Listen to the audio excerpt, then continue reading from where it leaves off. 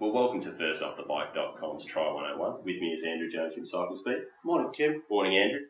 Today we're going to be talking a little bit about a mystery topic, and if you haven't guessed, yep, it's Aero Helmets.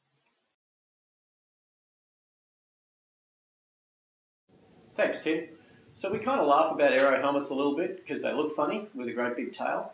But if you want a little bit of free speed and you don't want to pay very much for it, the aero helmet's kind of your best friend. Apart from a really well-fitted tri-bike, the single best thing you can do in terms of getting free speed on the bike. And it'll actually cut you more time than aero wheels will. And once we point that out to people, we generally don't get too much pushback on why you see most of us running around in aero helmets at races.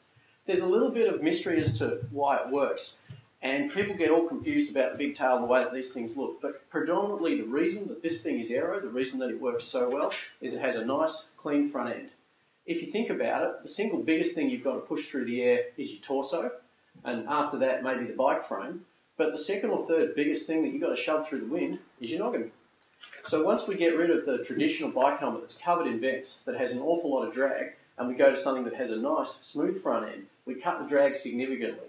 And typically the savings that we get are around about a minute to a minute and a half per 40 kilometres. And that's really quite significant. It doesn't matter who does the tests or how many times they run the tests, we pretty much always get that same number. So we know that these things work really, really well. There's an awful lot of debate about which one, but I'm a huge fan of simply get the one that is the most comfortable, because most of the aero helmets on the market have a fairly clean front end and have fairly clean trail off to keep drag down, and then it's just a matter of being in a helmet that's going to be comfortable for you. Because if it's not, and you spend too much time moving your head around and moving the tail around, you'll lose a lot of that aero advantage.